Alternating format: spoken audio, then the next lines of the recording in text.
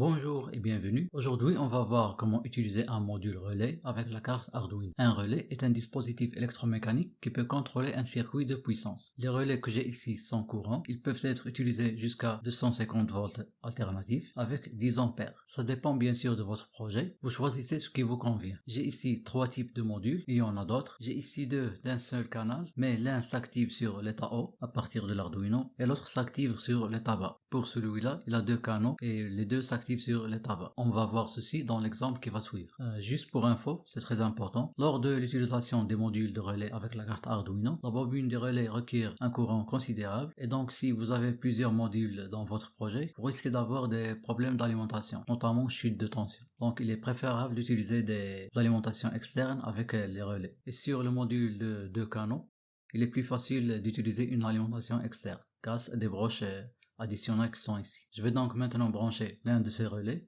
et on va voir le premier code. Donc je viens maintenant de brancher un module relais. Comme vous voyez, il a 3 broches, 2 pour l'alimentation et 1 pour le signal de contrôle. Bon, ici on a notre premier code. C'est un test simple. Ici on définit la broche du signal du relais. Ici on définit le mode de la broche, sortie. Et ici on met le relais en état bas pendant 2 secondes, puis en état haut pendant 2 secondes. Et on affiche sur le moniteur série si c'est état bas ou bien haut. Donc je vais maintenant téléverser ce code.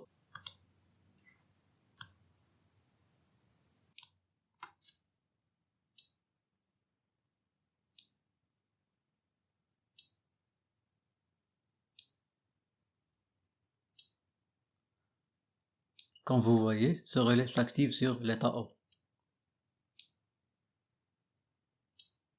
Je vais maintenant utiliser l'autre relais.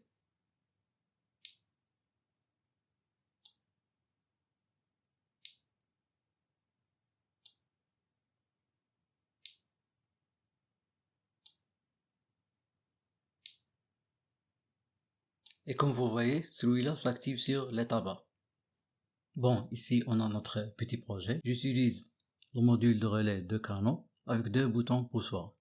Et je vais contrôler chaque relais avec une manière différente qu'on va voir dans le code. Et bien sûr, ici, l'alimentation est toujours d'Arduino. Bon, voici notre deuxième code. On définit les broches du relais. Ils sont 2 maintenant. Et puis les 2 boutons poussoirs. Ici, on définit les modes des broches. Pour les boutons, j'utilise les pull-up internes pour ne pas utiliser de résistance. Donc, pour contrôler le relais 1, j'ai ces 2 cas. Si j'appuie sur le bouton, le relais s'active. Si je lâche, il se désactive. Mais pour le deuxième relais, lorsque j'appuie sur le bouton, il s'active et reste activé. Et lorsque j'appuie une deuxième fois, il se désactive. Donc je vais maintenant téléverser ce code et on va voir le résultat. Donc le code a été téléversé. On va maintenant essayer. Ceci pour le relais 1 et le cas 1.